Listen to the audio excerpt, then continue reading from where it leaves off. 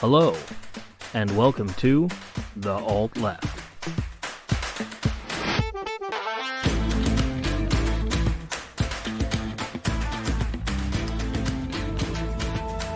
Welcome back, everyone, to The Alt Left.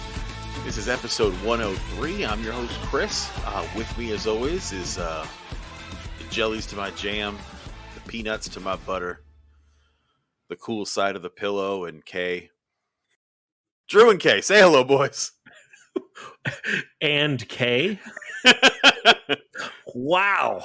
Let's be fair. You and I are not the cool side of the pillow. Drew is the cool side of the pillow. That's for sure. Anyway, greetings to comrades of all stripes.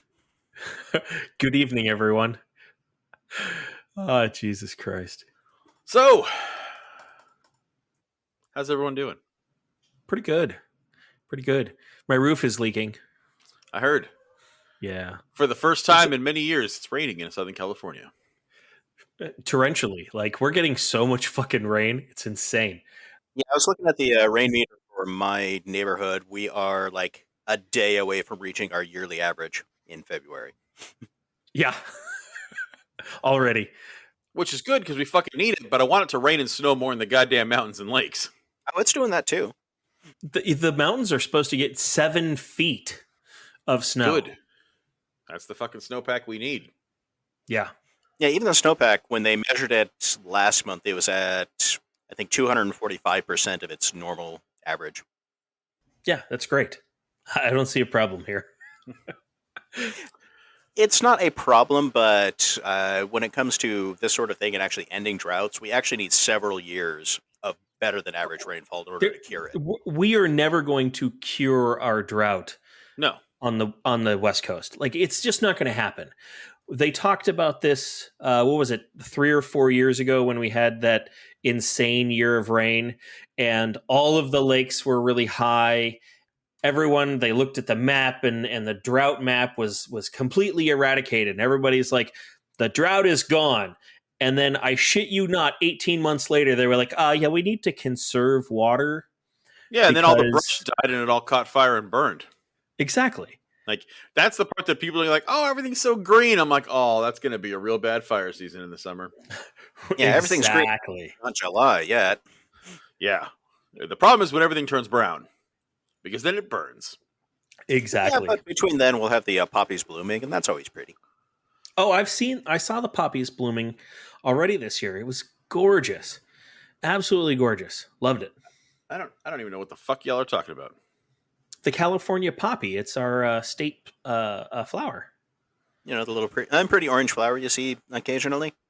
You could get thrown in prison for picking. Like, I know the California poppy is our state flower. I just do not know what a poppy actually fucking looks like. Oh, it's this beautiful little orange flower, about like an 1.5 inch and 3/4, like big diameter.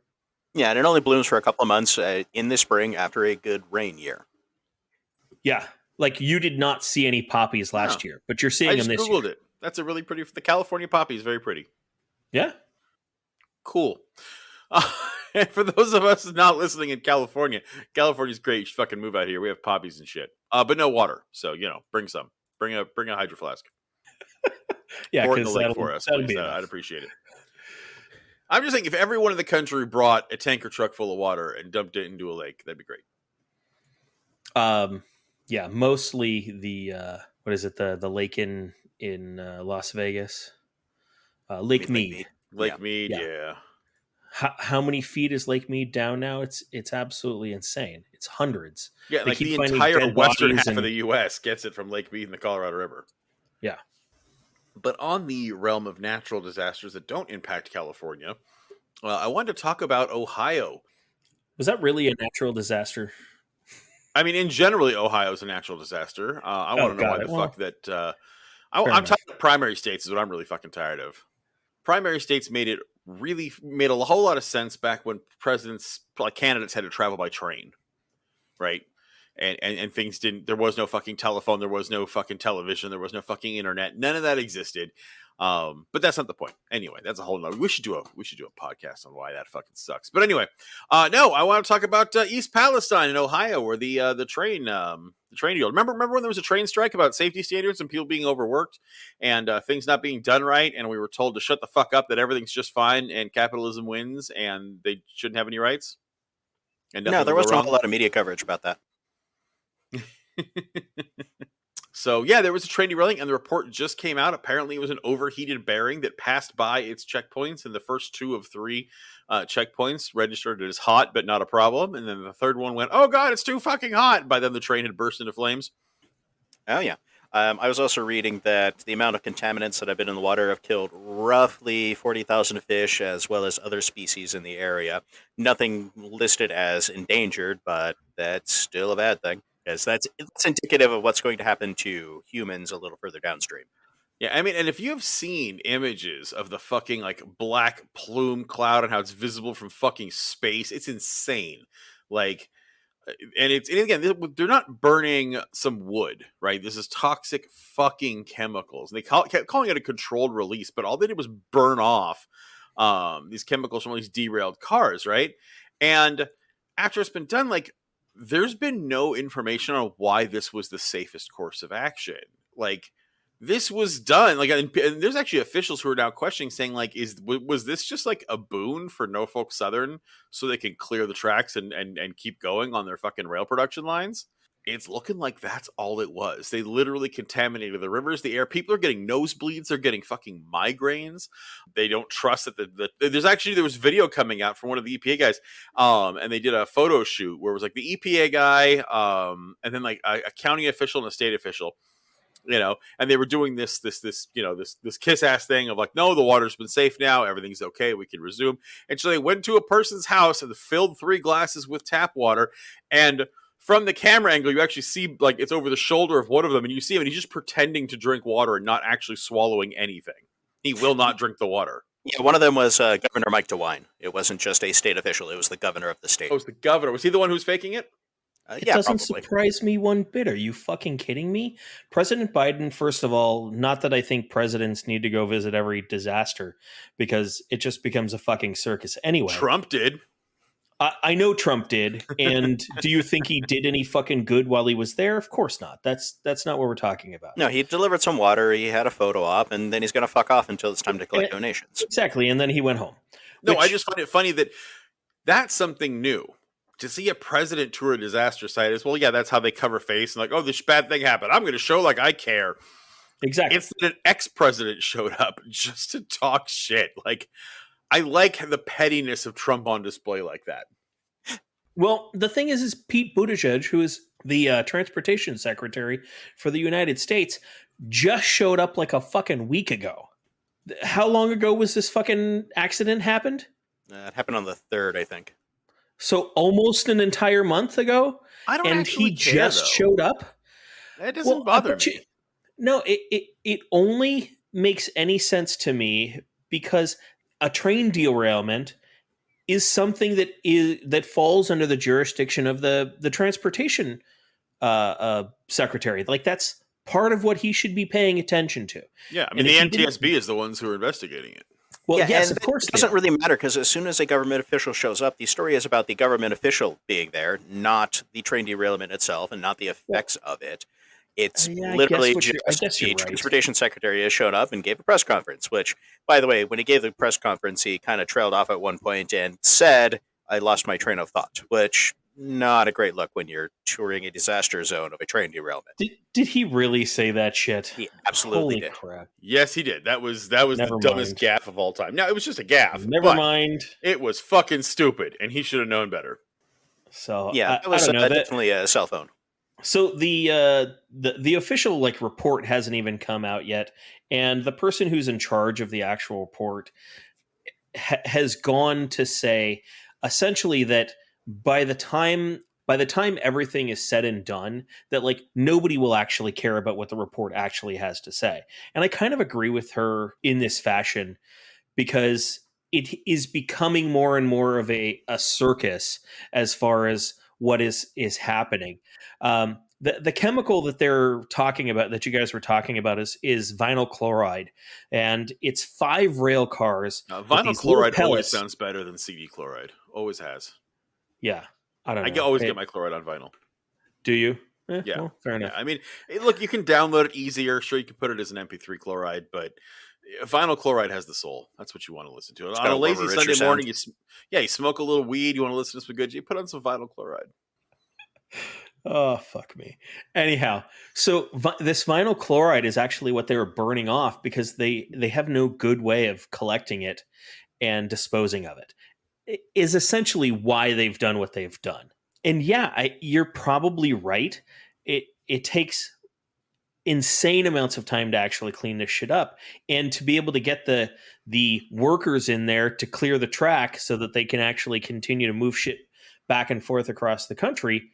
How else are you going to do it? Now, if it were me, you fucking clean it up the right way. Agreed. To me, you do it the right way and you clean that shit up. But wait, hold on real quick. You know what's harder than cleaning vinyl chloride out of the earth? Cleaning oil out of water. Yes, but yet we do that and don't set the fucking ocean on fire and kill everything. Like, I'm sorry. No. There are absolutely ways. Now, are there ways that can do it faster? No, this was probably definitely the fastest way to get rid of it. Yeah, but it doesn't seem like it actually helped any, because I was also reading a report that there's a company in Texas that has taken on 2 million gallons of used firefighter water because it's got all these chemicals in it, it's and like they have to take it and process it, right? Yeah, but it's been shipped out across the country because it's so toxic, and they have to actually clean the water. Like, they can't just release it. It's pretty fucked. Yeah, and I mean, and this is... Sorry, go ahead. No, I was just going to finish my thought here is because of this, them burning this vinyl chloride, Biden has actually set out for the Center for Disease Control and Prevention to go door to door throughout East Palestine, asking residents what they need and, if they're having any like health problems and concerns. Like, this has happened.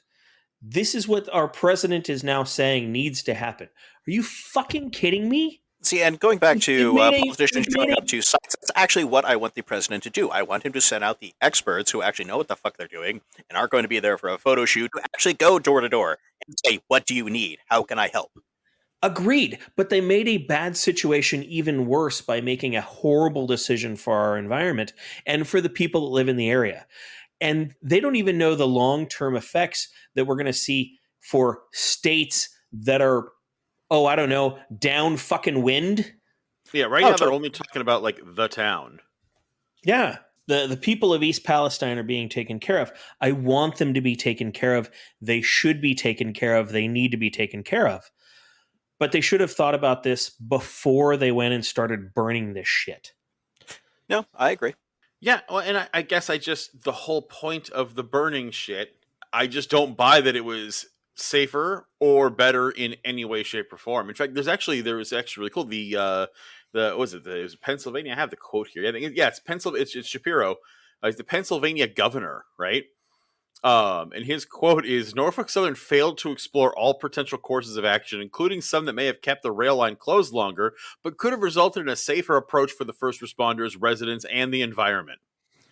Like, completely called them out. And he called out Alan Shaw, the chief executive of Norfolk Southern. Like, we have even governors saying this, and this isn't a governor who's trying to make a political quip. Like, no, he's the Pennsylvania governor.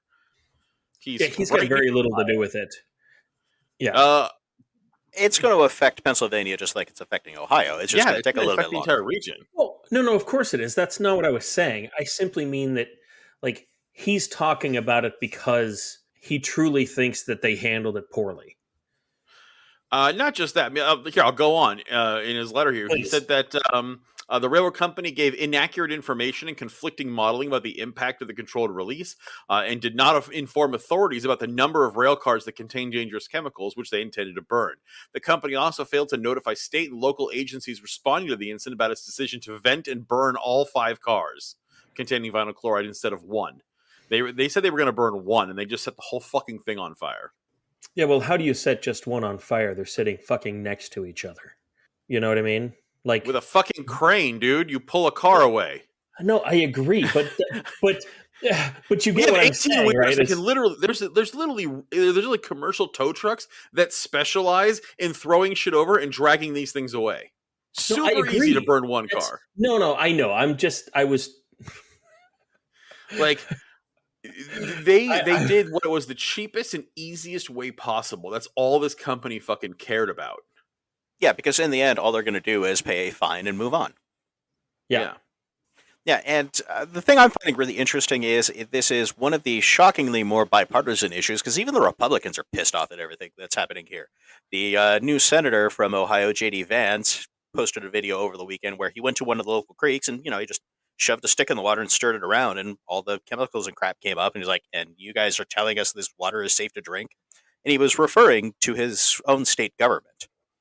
And I'm sorry, like, I don't see how this did anything other than benefit the company. And in fact, honestly, like, what I would actually like to see is Ohio revoke their privileges of moving through the state. Yeah, like, just say this rail line will not operate in Ohio. Yeah, but they won't do that because they're based out of that state. There's actually a case in the Supreme Court right now that involves this company and a few other rail companies who are arguing that any lawsuits that involve injuries on the caused by their rail line has to be litigated in their home state. And actually, the Biden administration has signed on to that in concurrence with the company. I'm not fucking surprised. Yeah, I'm not surprised one bit. Which is insanity, because law already states that it should be litigated at where the scene occurred, unless both parties agree otherwise. Mm-hmm. Yeah, but with this Supreme Court, are we really going to be surprised when it goes their way? No, of course not. The Supreme Court thinks corporations are people and women aren't, like, obviously, but it's disgusting. So that is what has come out. I think this is only going to get worse. I think eventually there's probably going to be a smoking gun getting leaked sometime in the next year. In terms of, like, why it happened? In terms of, like, a memo saying, how do we shut this thing down? Fuck, I don't care about the fucking environment. Just get the goddamn rail line open. We got stocks. Like, one of these fucking boomers wrote an email, I guarantee, that is going to bite them in the ass. I just don't know what's going to actually happen to them, because we just have Donald Trump 2.0 in the fucking office right now. Yeah, nothing's going to actually happen. The Republicans will spend the next year hammering Biden for his lack of response. And then once we actually do have this smoking gun, it's going to happen after the election, after DeSantis wins. Yeah, DeSantis is absolutely going to win. Yeah, he is. Ugh. That's a whole nother topic. So, fun times in Ohio. Super fun times. Anyhow, Marjorie Taylor Greene to introduce bill to audit U.S. aid to the Ukraine.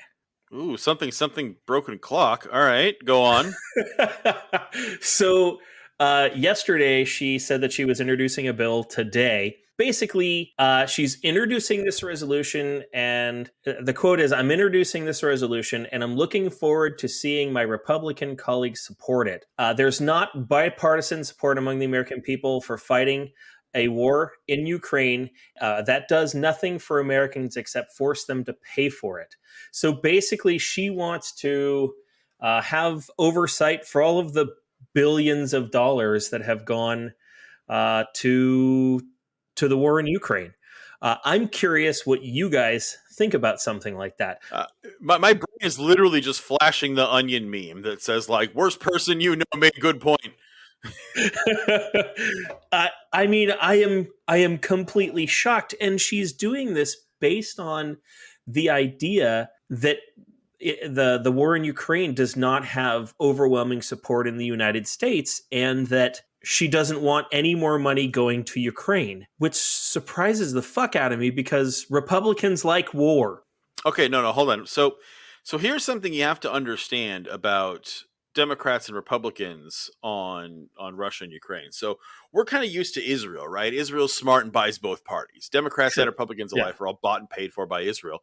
And so that's why there's no criticizing this. When you get someone like Ilhan Omar, who actually goes, hey, by the way, maybe they're shooting children and that's bad. Everyone's like, oh, you're an anti-Semite, right?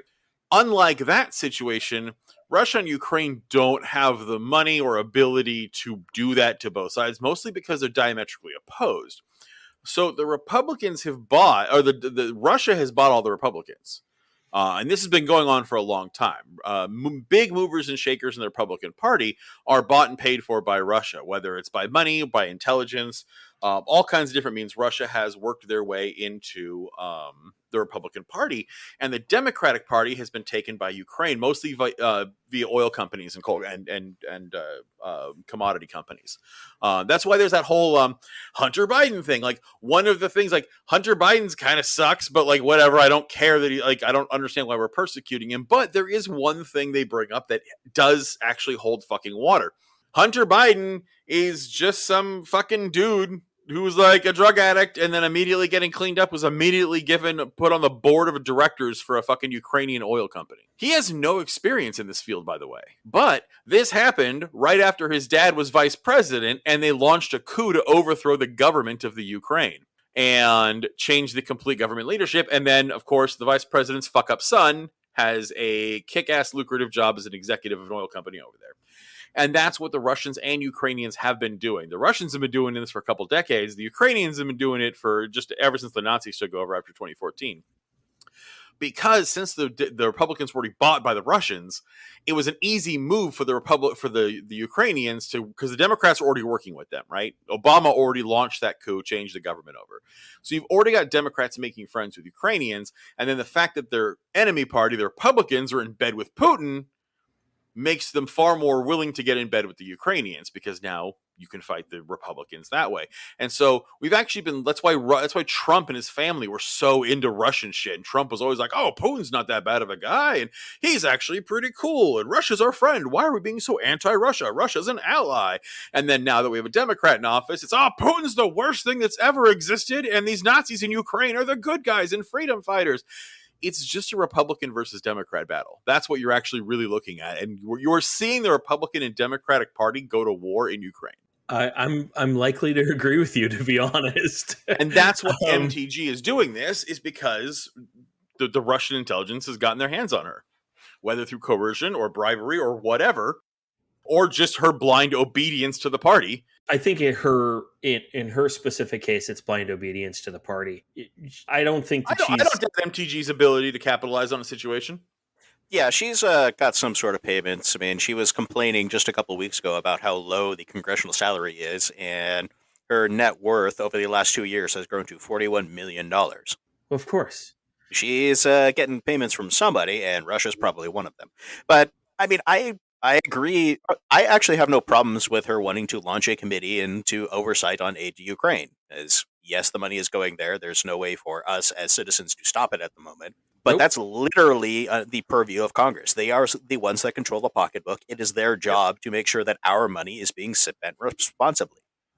Yeah. I just thought it was interesting that she was the one who was introducing this bill to figure out where this money was going. Yeah, she'll never launch one against Russia, but she will absolutely, because again, even if the Russians weren't in bed with the Republicans, just to shit on things the Democrats are doing, she'll do it. And the Democrats are full bore into Ukraine. Oh, they absolutely are. Yeah, she's doing it for entirely cynical reasons. She wants to establish her cred as being someone who will stand up for American values and stand up against the excesses of the Democrat Party, so she can become Trump's running mate. Yeah, agreed. I don't think you're wrong. Yeah. Once again, I just thought it was interesting. Truism or a thought of, this is actually my job and maybe I should do it about this. So this is entirely cynical. Yeah, I definitely agree that it's interesting, but yeah, that's why. And again, it's just that, like, shit, I don't want to root for MTG, and I won't, because she's a piece of shit and she's a fascist. But like, it is funny that, like, and again, this is fucking CIA propaganda. And it's, I talk to people at work about this, right? Like, people who have no skin in this game, and they'll talk about, like, oh, is it so bad what Putin's doing to Ukraine? I was like, yeah, war sucks. It's not good. And Putin's a bloodthirsty maniac. But, do you know what they're doing to people in the Ukraine by the Ukrainian government? He's like, what are you talking about? I was like, I mean, the penalty for looting is to have your pants taken down and you're tied to a pole, and people can violate you in any way they want. Yeah. That doesn't sound like a good place. That Zelensky is conscripting refugees at the border, people who are trying to escape, and he's conscripting. So when a mother, father, and daughter go fleeing over the border to Poland, he rips the husband away and sends a couple of women over the border as refugees with no money. I wonder what's going to happen to them. And by the way, that's a war crime. There was just this big thing about Kamala Harris saying like, "Oh, we found out Russia committed war crimes." Ukraine's been committing war crimes. No, but they're the good guys. Yeah, remember the when ones that are opposing the Russian invasion? Okay, remember when the subway station got blown up and it was, oh my god, the Russians blew up an underground hiding place for civilians. We gotta send nukes and stuff, and then it was like, oh, it turns out it was a Ukrainian missile. Anyway, we're gonna move on, and that's not going to be in the news anymore. Yeah, and the part that always got me about Zelensky conscripting refugees is it doesn't really even seem like he needed to. In the first couple of weeks of the war, he had massive amounts of people volunteering. Men, women, children, teenagers were sticking around. He honestly didn't need to say, okay, every man needs to be called up to fight, because I don't think he was going to have the manpower shortage he was worried about. Yeah. But Zelensky's a piece of shit. I mean, he doesn't need to worry about public image in Ukraine either, right? He's a national hero. They love him. That didn't stop him from outlawing all other political parties and running a fascist state. Which, by the way, that's not in the news much, but you got to go looking for it. Yes, Zelensky has forced out all political opponents from the Congress and has outlawed all other political parties but his. Yeah. Oh, yeah, I read that. So everyone is now part of the same political party. But don't worry, they're not Nazis. Not even whether you like it or not. Well, that depends. You know, even though the head of their defense ministry said that the point of the Ukrainian army is to secure the future for the white race. But no, don't worry, guys. They're the good guys. They're totally the good guys. They only have lightning bolts on one collar, okay? Yeah.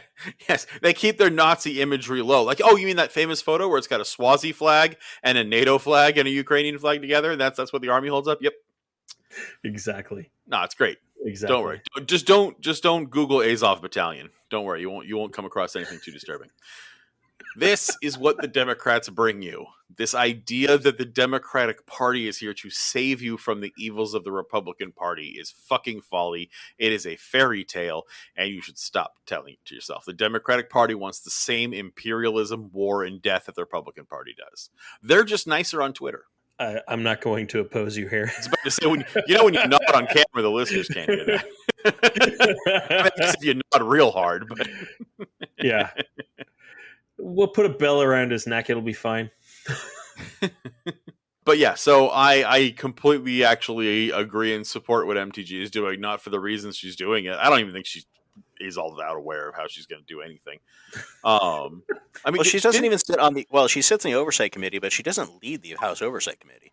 Didn't she just put forward a bill trying to ban the Department of Education in entirety? It was like a one-paragraph bill. I don't know. It wouldn't surprise me. I don't know. She's out of her fucking mind, if you ask me. It's because McCarthy needed her support in order to get the speakership. Well, yeah.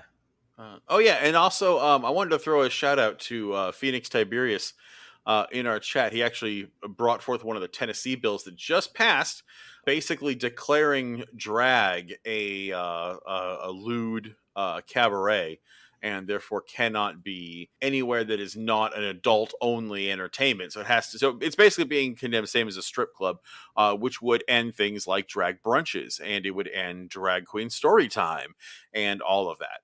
And it passed. This is it was House Bill 9, Senate Bill 3.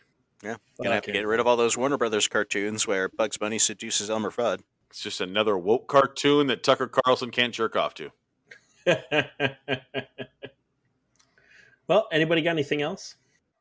Listeners, our mailbag is still pretty fucking empty. So listeners, we haven't gotten any fan mail in a long time. I know Matt's not here anymore, and that makes everyone sad, but we'd still like to talk to you. So shoot us an email at thealtleftpodcast@gmail.com. That is thealtleftpodcast@gmail.com. Or join our fucking Discord. We got a few listeners in there, and it's actually a lot of fun. So jump in, and you can talk to me and Drew, and we'll tell Kay what's happening in Discord. This is old. Yeah. Until then, don't burn any chemicals. Don't believe the fucking CIA propaganda that is the Ukraine war. Think for your fucking selves, and take care of yourselves, take care of each other, and remember that the revolution is you.